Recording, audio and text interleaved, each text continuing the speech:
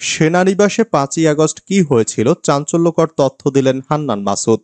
ছাত্র জনতার আন্দোলনের তোপের মুখে শেখ হাসিনা ক্ষমতা ছেড়ে ভারতে পালিয়ে যান। এরপর নানা জল্পনা কল্পনার অবসান ঘটিয়ে ৮ই আগস্ট ডক্টর মোহাম্মদ ইউনূসের নেতৃত্বে অন্তর্বর্তী সরকার শপথ গ্রহণ করে। এরই মধ্যে অন্তর্বর্তী সরকার গঠনের ১০০ দিন পার হয়ে গেছে। অন্তর্বর্তী সরকার গঠন নিয়ে কথা বলেছেন বৈষম্য বিরোধী ছাত্র আন্দোলনের মুখ্য সংগঠক আব্দুল হান্নান মাসুদ। সম্প্রতি একটি বেসরকারি টেলিভিশনের টক শোতে অংশ নিয়ে ৫ই আগস্ট কি হয়েছিল সেটা খোলামেলা কথা বলেছেন হান্নান মাসুদ। অনুষ্ঠানে আলোচনার বিষয়বস্তু ছিল অন্তর্বর্তী সরকারের ১০০ দিন। আব্দুল হান্নান মাসুদ বলেন, জাতির কাছে এটি স্পষ্ট হওয়া দরকার গত ৫ই আগস্ট কি হয়েছিল। মাসুদ জানান, ৫ই আগস্ট সেনানিবাসে ছাত্রদের বাদ দিয়েই সরকার গঠন করতে চেয়েছিল রাজনৈতিক দলগুলোর সব নেতা। এ প্রসঙ্গে তিনি বলেন, ৫ই আগস্ট আমরা যখন গুলি খাচ্ছিলাম, বাসা থেকে বের হতে পারছিলাম না, চাংখারপুলে লাশ পড়তেছিল, ঢাকা মেডিকেলে যখন লাশের সারি, তখন সেনানিবাসে রাজনৈতিক দলগুলোর নেতারা গিয়েছিলেন বৈঠক করতে।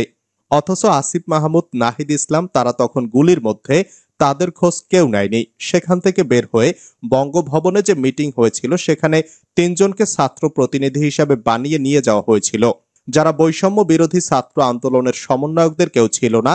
এভাবেই সেদিন গভর্নমেন্ট ফরমেশনের একটা চেষ্টা করা হয়েছিল। মাসুদ আরো বলেন, সেদিন আমাদের মাইনাস করেই গভর্নমেন্ট ফরমেশন হতে যাচ্ছিল। সেখান থেকে আমরা গণ অভ্যুত্থানের স্টেক হোল্ডার হিসাবে আমাদের ৩ জনকে দিয়েছি। অনেক তর্ক বিতর্ক করে ডক্টর মোহাম্মদ ইউনূস, নাহিদ ইসলাম, আসিফ মাহমুদকে দিয়েছি। আমরা আরো কয়েকজনকে চেয়েছিলাম, কিন্তু রাজনৈতিক দলগুলোর কারণে তা করা সম্ভব হয়নি। পরে মাহফুজ আব্দুল্লাহকে যুক্ত করা হয়েছে। তিনি আরো বলেন, ৫ই আগস্ট রাজনৈতিক দলগুলো বৈষম্য বিরোধী ছাত্রদের রক্তের সঙ্গে বেইমানি করেছিল, বৈষম্য বিরোধী ছাত্র আন্দোলনের প্ল্যাটফর্মের সঙ্গে প্রতারণা করেছিল। সেদিন বঙ্গভবনে বৈষম্য বিরোধী ছাত্র আন্দোলনের প্ল্যাটফর্মের বাইরের ৩ জনকে প্রতিনিধি হিসাবে নিয়ে যাওয়া হয়েছিল। সেনাকুঞ্জে সংবর্ধনা অনুষ্ঠানে খালেদা জিয়া। বিএনপির চেয়ারপারসন খালেদা জিয়া সশস্ত্র বাহিনী দিবস উপলক্ষে সেনাকুঞ্জে আয়োজিত সংবর্ধনা অনুষ্ঠানে যোগ দিয়েছেন। বৃহস্পতিবার বেলা ৩টা ৩৫ তিনি ঢাকা সেনানিবাসের সেনাকুঞ্জে পৌঁছান। প্রত্যক্ষদর্শী সূত্র জানিয়েছে, খালেদা জিয়া সেনাকুঞ্জে পৌঁছালে সেনাপ্রধান জেনারেল ওয়াকারুজ্জামান, নৌবাহিনীর প্রধান অ্যাডমিরাল মোহাম্মদ নাজমুল হাসান ও বিমান বাহিনীর প্রধান air chief marshal Hasan Mahmud Khan তাকে অভ্যর্থনা জানান। এর আগে বেলা ৩:৩০টার দিকে খালেদা জিয়া গুলশানের বাসভবন ফিরোজা থেকে সেনাকুঞ্জের সংবর্ধনা অনুষ্ঠানের উদ্দেশ্যে রওনা হন। ছোট ছেলে প্রয়াত আরাফাত রহমান কোকোর স্ত্রী শর্মিলা রহমান তার সঙ্গে রয়েছেন। সংবর্ধনা অনুষ্ঠানে উপস্থিত বিএনপির মিডিয়া সেলের সদস্য সাইরুল কবির খান প্রথম আলোকে জানান, খালেদা জিয়া সেনাকুঞ্জে পৌঁছে তার আসনে বসার পর অন্তর্বর্তী সরকারের প্রধান উপদেষ্টা ডক্টর মোহাম্মদ ইউনূস তার সঙ্গে কুশল বিনিময় করেন। আগেই সংবর্ধনা অনুষ্ঠানে পৌঁছান বিএনপির মহাসচিব মির্জা ফখরুল ইসলাম আলমগীর। খালেদা জিয়াকে অনুষ্ঠানে দেখে তিনি কেঁদে ফেলেন। খালেদা জিয়াকে সম্মান জানানোয় ডক্টর ইউনূসের প্রতি ফখরুলের কৃতজ্ঞতা। বিএনপি চেয়ারপারসন বেগম খালেদা জিয়াকে সম্মান জানানোর জন্য অন্তর্বর্তীকালীন সরকারের প্রধান উপদেষ্টা ডক্টর মোহাম্মদ ইউনূসের প্রতি কৃতজ্ঞতা প্রকাশ করেছেন দলটির মহাসচিব মির্জা ফখরুল ইসলাম আলমগীর। বৃহস্পতিবার বিকালে সেনাকুঞ্জের সংবর্ধনা অনুষ্ঠানের স্থলে সাংবাদিকদের সঙ্গে আলাপকালে তিনি কথা বলেন। মির্জা ফখরুল বলেন, যিনি এদেশ গণতন্ত্র, স্বাধীনতা, সার্বভৌমত্বের জন্য তার জীবনের সবচেয়ে বড় সময়টা দিয়ে দিয়েছেন, তাকে ১২ বছর পরিকল্পিতভাবে এই সবচেয়ে দেশপ্রেমিক বাহিনী, সেনাবাহিনী, সশস্ত্র বাহিনী, তাদের থেকে দূরে রাখা হয়েছিল। বিশেষ করে ডক্টর মোহাম্মদ ইউনূসকে তিনি আজকে ম্যাডামকে যে সম্মান দেখিয়েছেন, এতে আমরা যেমন কৃতজ্ঞ হয়েছি, একই সঙ্গে গোটা জাতি আজকে আনন্দিত বোধ করেছে। আদালত চত্বরে শাহজাহান ওমরকে জুতা ডিম নিক্ষেপ।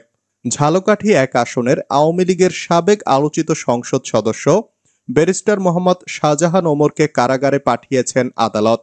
কাঁঠালিয়ার বাস স্ট্যান্ডে উপজেলা বিএনপির কার্যালয় ভাঙচুর ও অগ্নিসংযোগের ঘটনায় হওয়া মামলায় তাকে গ্রেপ্তার করা হয়। ঝালকাঠির আদালত প্রাঙ্গণে আনা হলে বিএনপির নেতাকর্মীরা শাহজাহান ওমরের শাস্তির দাবিতে বিক্ষোভ মিছিল করেন।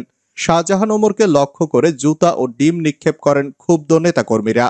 বুধবার রাতে কাঁঠালিয়া উপজেলা বিএনপির সাধারণ সম্পাদক আক্তার হোসেন নিজাম বাদী হয়ে শাহজাহান ওমর সহ ৯ জনকে আসামি করে একটি মামলা করেন। লিখে রাখেন, আমি আবারও এমপি মন্ত্রী হব, যা বললেন শাহজাহান ওমর। ঝালকাঠি ১ আসনের আওয়ামী লীগের সাবেক আলোচিত সংসদ সদস্য ব্যারিস্টার মোহাম্মদ শাহজাহান ওমরকে গ্রেপ্তার করেছে পুলিশ। গ্রেপ্তারের পর আদালতে নেওয়ার পথে তিনি বলেন, আমি আবারও এই দেশে এমপি মন্ত্রী হব, লিখে রাখেন। সেনাকুঞ্জে খালেদা জিয়াকে আনতে পেরে আমরা গর্বিত, যা বললেন প্রধান উপদেষ্টা ডক্টর ইউনূস। অন্তর্বর্তী সরকারের প্রধান উপদেষ্টা ডক্টর মোহাম্মদ ইউনূস বলেছেন, সশস্ত্র বাহিনী দিবস উপলক্ষে আয়োজিত অনুষ্ঠানে বিএনপি চেয়ারপারসন খালেদা জিয়াকে আনতে পেরে আমরা গর্বিত। বৃহস্পতিবার বিকালে সেনাকুঞ্জের সংবর্ধনা অনুষ্ঠানে যোগ দিয়ে একথা জানান তিনি। ডক্টর ইউনূস বলেন, শহীদ রাষ্ট্রপতি জিয়াউর রহমানের স্ত্রী খালেদা জিয়া এখানে এসেছেন, এক যুগ তিনি আসার সুযোগ পাননি। আমরা গর্বিত এই সুযোগ দিতে পেরে। দীর্ঘদিনের অসুস্থতা সত্ত্বেও বিশেষ দিনে সবার সঙ্গে শরিক হওয়ার জন্য আপনাকে আবারও ধন্যবাদ। আপনার আশু রোগমুক্তি কামনা করছি।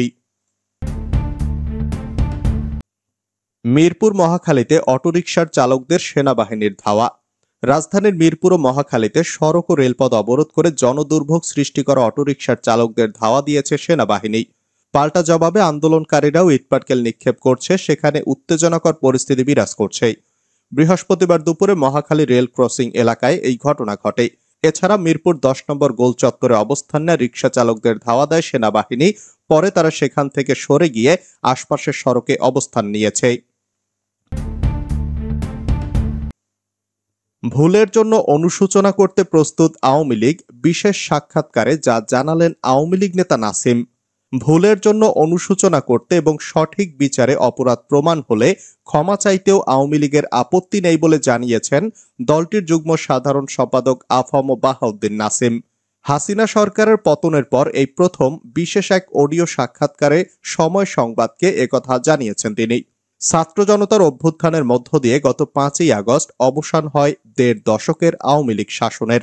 দলের সভাপতি ও সাবেক প্রধানমন্ত্রী শেখ হাসিনা পালিয়ে যাওয়ার পর সারা দেশে গা ঢাকা দিয়েছেন দলটির নেতাকর্মীরা। হত্যা ও বিতর্কিত কর্মকাণ্ডের অভিযোগে দলের নেতাকর্মীদের বিরুদ্ধে হাজার হাজার মামলা করেছেন সাধারণ মানুষ। গ্রেপ্তার হয়ে কারাগারে শীর্ষ নেতারা, আত্মগোপনে রয়েছেন অনেকে। এমন পরিস্থিতিতে তলানিতে ঠেকেছে দলটির সাংগঠনিক কার্যক্রম। নিষিদ্ধ করা হয়েছে ছাত্রলীগ, আওয়ামী লীগের রাজনীতি নিষিদ্ধেরও দাবি উঠেছে। সম্প্রতি শেখ হাসিনার ফাঁস হওয়া কিছু ফোনালাপে জুলাই আন্দোলন ঘিরে অনুশোচনা দেখা যায়নি। আন্দোলনের ষড়যন্ত্রের নকশাই বারবার বলতে চেয়েছেন তিনি। তবে প্রথমবার অডিও সাক্ষাৎকারে ভুলের জন্য অনুশোচনা করতে এবং সঠিক বিচারে অপরাধ প্রমাণ হলে ক্ষমা চাইতেও আওয়ামী লীগের আপত্তি নেই বলে সময় সংবাদকে জানিয়েছেন দলটির যুগ্ম সাধারণ সম্পাদক আফম বাহাউদ্দিন নাসিম। তিনি আরো বলেন, আত্মগোপনে থেকে অনুশোচনা কি কারাগারের ভেতরে বসে করবে আওয়ামী লীগ? কিভাবে করবে? ভুলগুলো প্রকাশ করেই আমরা জাতির কাছে শুধরানোর পথ দেখাবো। আমাদের পরিকল্পনা এখন তেমন। প্রকৃতপক্ষে আমরা যদি ভুল করে থাকি বা অন্যায় করে থাকি, সেই অন্যায়ের জন্য জাতির কাছে ক্ষমা চাইতে আমাদের কোনো আপত্তি নেই, অথবা ক্ষমা চাইব না এ ধরনের গোঁড়ামি আমাদের কাজ করে না। এই মানসিকতার দল আওয়ামী লীগ নয়, বলেন নাসিম। জনসম্পৃক্ত কর্মসূচি দিতে চান জানিয়ে আওয়ামী লীগের যুগ্ম সাধারণ সম্পাদক বলেন, সাধারণ মানুষ, খেটে খাওয়া মানুষের জীবনে যে নাভিশ্বাস উঠেছে, এর থেকে রক্ষার জন্য আমরা অচিরেই কর্মসূচি দিব। গণতন্ত্রের স্বার্থেই মানুষের এবং তরুণ প্রজন্ম ও আগামী প্রজন্মের যে চাহিদা বা প্রত্যাশা পূরণের জন্য সময়ের চাহিদা, বাস্তবতার চাহিদা মিলিয়েই দলকে পরিচালনা করব। এদিকে রাজনীতি বিশ্লেষকরা মনে করছেন, ষড়যন্ত্র তত্ত্ব গ্রহণ করবে না জনগণ, বরং দলের অপরাধীদের বিচারের পাশাপাশি স্বচ্ছ রাজনীতির ধারায় ফেরার চেষ্টা করতে পারে আওয়ামী লীগ। রাজনৈতিক বিশ্লেষক সোহরাব হাসান বলেন, জুলাই আগস্টে হত্যার বিচারের বিষয়টি একদিকে থাকবে, আবার নাগরিক ও আওয়ামী লীগের সমর্থক হিসেবে তাদের মত প্রকাশের স্বাধীনতাও থাকা উচিত। যারা অপরাধ করেছে সেগুলোতে ন্যায় বিচার হতে হবে। শেখ হাসিনা 1981 সালে দলের ভার নিয়েছেন, তার আগেও দলটা চলেছে, তখন নতুন নেতৃত্ব ছিল। 43 বছর পর তো নতুন নেতৃত্ব আসতেই পারে। তবে জুলাই আন্দোলনের ধারায় নতুন রাষ্ট্র কাঠামো ও রাজনৈতিক বন্দোবস্তে তরুণদের আকাঙ্ক্ষার প্রতিফলন প্রাধান্য দেওয়ার কথাও বলছেন এই বিশ্লেষক।